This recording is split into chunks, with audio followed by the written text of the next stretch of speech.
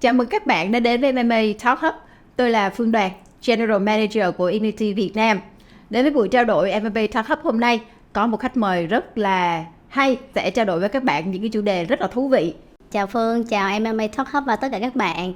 Mình tên là Vivian, hiện tại đang công tác tại Suntory PepsiCo Việt Nam Beverage và mình đang phụ trách mảng IMC. Vivian nè, sáng giờ đi trên đường từ nhà qua bên đây, chắc là mình không thể nào thiếu được một cái yếu tố quan trọng trên đường đi. Đó là chúng ta kết nối với lại điện thoại và kết nối một trong những cái platform như là mạng xã hội hoặc là âm nhạc, đúng không? Đúng rồi, trên đường đi thì mỗi một ngày đi làm mình đều nghe nhạc hết, đi và về. Rồi hoặc là vào những giờ nghỉ ngơi, buổi trưa, hoặc là tối về khi mà mình ngồi làm việc mình cũng mở nhạc. Thì tùy vào tâm trạng và tùy vào cái khúc đấy mình cần phải tập trung suy nghĩ như thế nào mà mình sẽ chọn những thể loại nhạc khác nhau. Thực ra đối với Phương, âm nhạc thì cũng như là thức ăn vậy đó, nhưng mà nó là thể loại thức ăn tinh thần. Bởi vì chúng ta thấy là nói về ẩm thực thì có rất là nhiều loại ẩm thực của các miền khác nhau, rồi cũng chia ra theo từng khẩu vị của đầu bếp mà chúng ta sẽ có những cái menu khác nhau. Như vậy thì khi mà chúng ta nói về âm nhạc thì chúng ta cũng sẽ thấy là có rất là nhiều thể loại âm nhạc, và cũng tùy vào tâm trạng của chúng ta mà chúng ta sẽ có những cái lúc chúng ta nghe nhạc vui, có lúc chúng ta nghe nhạc là chúng ta hơi buồn một tí, hơi tỉnh một tí, và cũng có lúc chúng ta sẽ nghe nhạc theo seasonal, ví dụ như là Christmas này, hay là nhạc New Year này. Vivian cũng là một cái người mà đã làm trong cái ngành truyền thông này khá là lâu đó, thì Vivian chắc chắn là sẽ tham gia vào rất là nhiều project mà kết hợp giữa nhãn hàng với lại âm nhạc. Thì Vivian có thể chia sẻ cho khán giả của MMA Talk Hub một vài cái kinh nghiệm của mình khi mà mình thực hiện những cái chiến dịch như vậy không? Nếu như mà mình nói những cái kinh nghiệm mà thực hiện chiến dịch âm nhạc thì đúng là mình cũng đã làm rất là nhiều chiến dịch, và mình thấy để có thể đem lại chiến dịch thành công thì điều đầu tiên sẽ nhắc đến đó là nghệ sĩ. Nghệ sĩ có chính là cái người mà sẽ thực hiện cái âm nhạc đấy, hát biểu diễn trong tác phẩm âm nhạc. Thứ hai là yếu tố về hòa âm phối khí, âm thanh nhạc điệu như thế nào, có phù hợp với lại thị hiếu của người tiêu dùng hay không. Và thứ ba là mình sẽ nói đến một cái yếu tố là đúng thời điểm. Mình hay nói là right time, right moment, đúng không? Đúng người, đúng thời điểm. Vậy thì nếu như mà mình tung vào những cái dự án âm nhạc mà đúng vào cái thời điểm, hoặc là nó thể hiện một cái gì đấy cá nhân của bạn nghệ sĩ, có thể là bạn nói về cái cuộc đời của bạn nhưng tất cả mọi người cũng đều có một cái đồng cảm giống vậy, thì nó sẽ đem lại thành công rất là lớn. Và thật ra mình thấy là tất cả những thành công hoặc là tất cả những tác phẩm thì đằng sau nó phải luôn có một cái yếu tố rất là quan trọng, đó chính là insight. Nếu như mà họ không có insight về thị trường, không hiểu về khán giả, không hiểu về mình, điểm mạnh của mình là như thế nào để mình có thể làm, thì cái tác phẩm đấy nó sẽ không bao giờ có thể mà lan tỏa được rộng rãi. Insight nè, nghệ sĩ nè. Vậy thì giữa hai cái yếu tố này, khi mà chúng ta quyết định chọn một cái bạn đồng hành cho cái chiến dịch về music của mình, thì theo Vivian, yếu tố nào đến đầu tiên?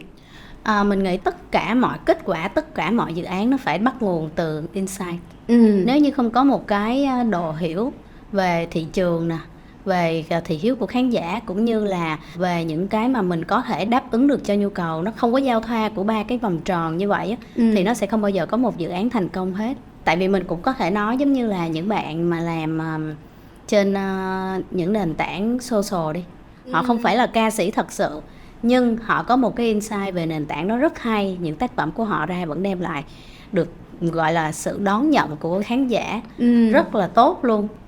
Thì nói về âm nhạc thì chúng ta đã tìm được insight rồi, đúng không?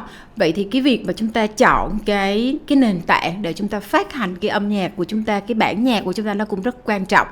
Thì Vivian thấy là thị trường ở Việt Nam mình đó là mình có như là Zing MP3 nè, nhạc của Tui nè, Spotify, thậm chí là YouTube cũng là một trong những cái nền tảng phát hành âm nhạc khá tốt. Là một người đã làm nhiều cái chiến dịch, tham gia vào nhiều cái chiến dịch như vậy, thì Vivian thấy là việc chúng ta lan tỏa cái sản phẩm âm nhạc đó đa kênh hay là đơn kênh thì nó sẽ tốt cho cái chiến dịch của mình hơn. Thật ra bây giờ mình nói về công nghệ marketing là công nghệ vị nhân sinh, con người là làm nền tảng, thì mình sẽ nói về câu chuyện là đa kênh, là omni channel.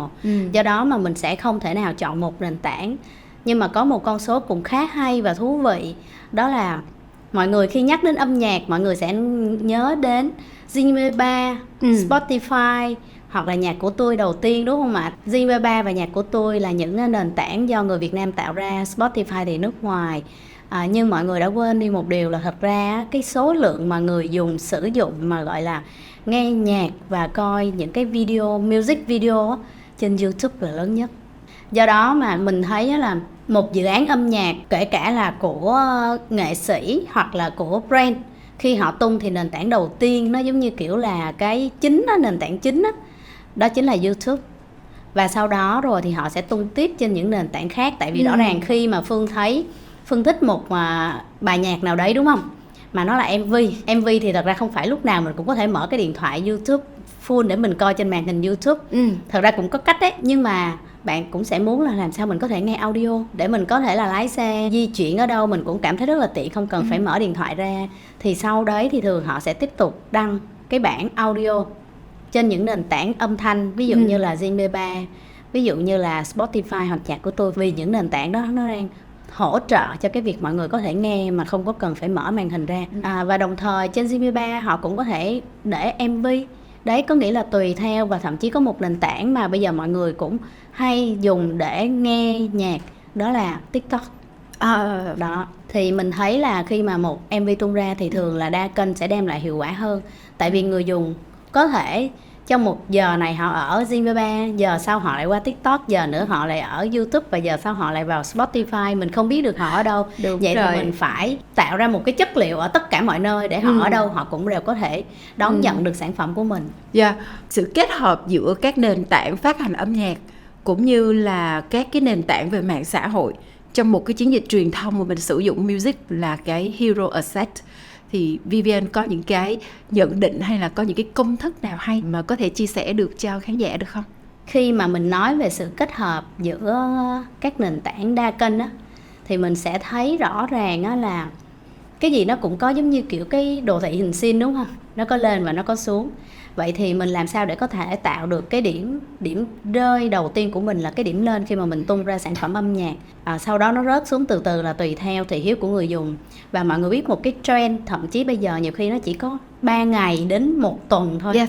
Nó không có sống quá lâu. Vậy thì nếu như mà mình kết hợp nhiều nền tảng thì mình phải làm sao để gọi là giữ được cái nhiệt nó luôn ở trên cao. Thì mình thấy là những năm trước đây thì mọi người hay làm những cái hình thức giống như là parody hoặc là cover. Và càng nhiều cover thì cái bài hát nó càng được nổi. Tại vì fan của rất là nhiều nghệ sĩ, họ muốn nghe cái bài hát nổi đấy bằng chính cái chất giọng của nghệ sĩ của họ. Do đó mà nó sẽ càng được nổi hơn. Giống như hồi xưa bài Độ Ta Không Độ Nàng đấy, rất là nổi đình đám luôn. Và mình nghĩ là ngoài ra nó sẽ còn thêm những cái yếu tố, ví dụ như là thảo luận.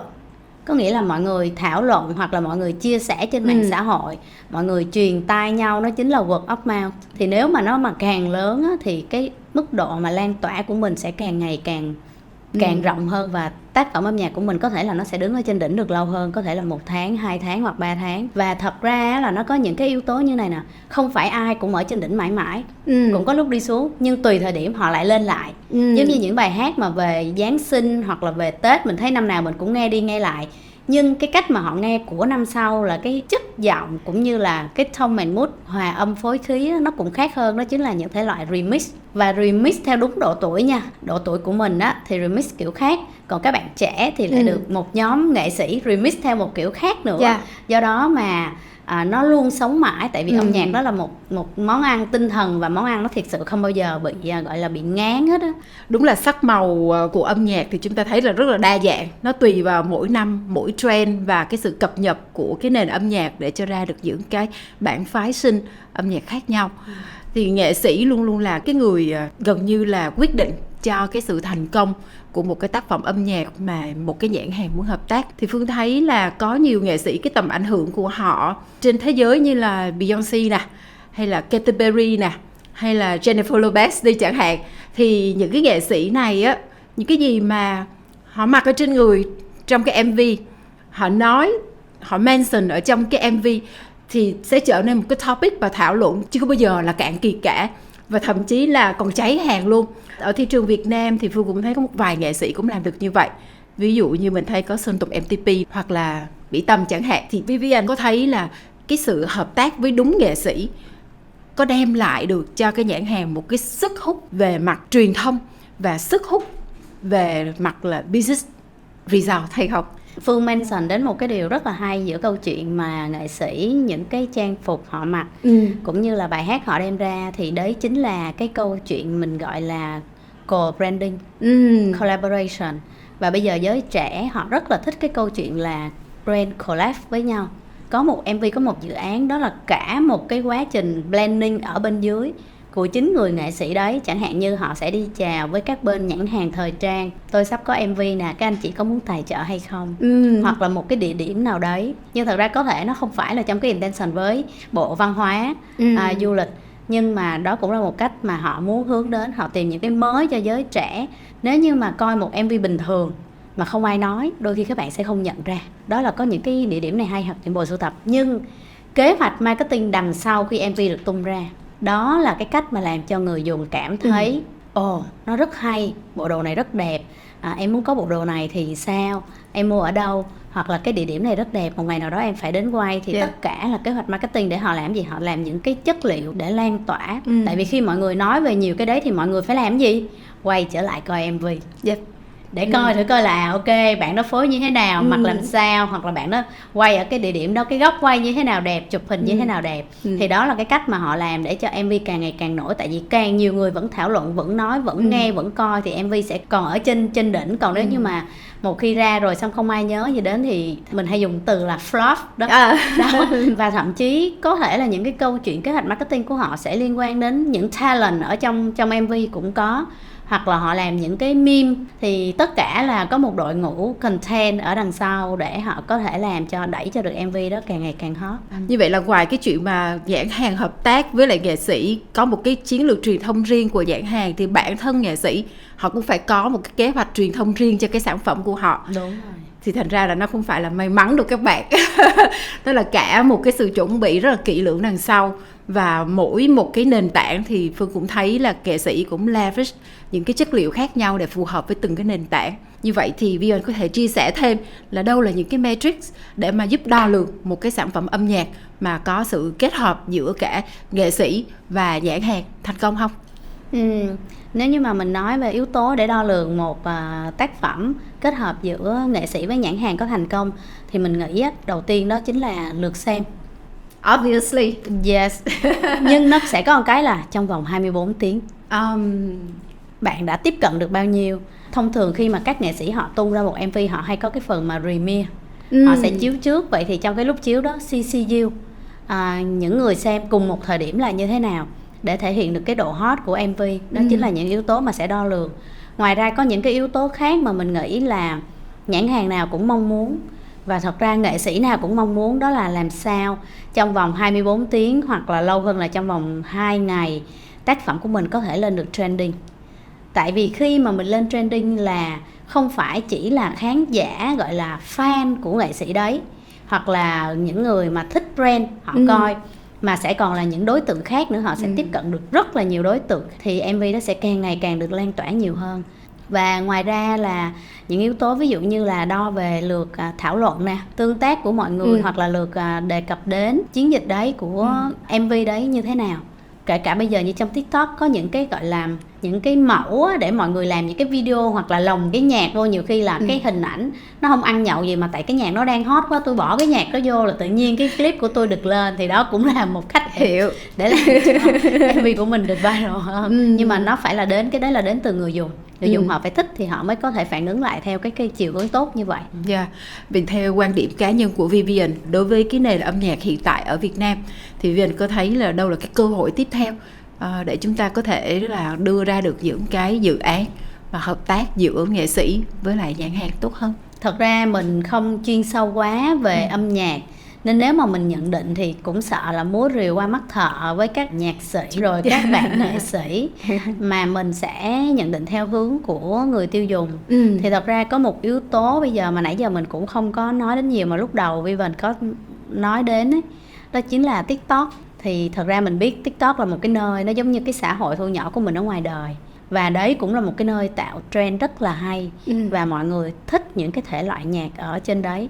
Và bản thân mình đi, theo kiểu là theo trend, các bạn thích cái gì hoặc là mình thấy cái đó đang hot, mình nghe mình thấy hay, mình cũng thích được trong khoảng thời gian đấy, nhưng sau đấy thì nó sẽ không quay trở lại, tại vì nó không phù hợp với lại gọi là độ tuổi cũng như là với insight của mình. Đó thì mình nghĩ, nhưng mà quan trọng khi họ ra, họ chỉ cần rất là nhiều người biết đến về tên tuổi của họ là như vậy là được rồi.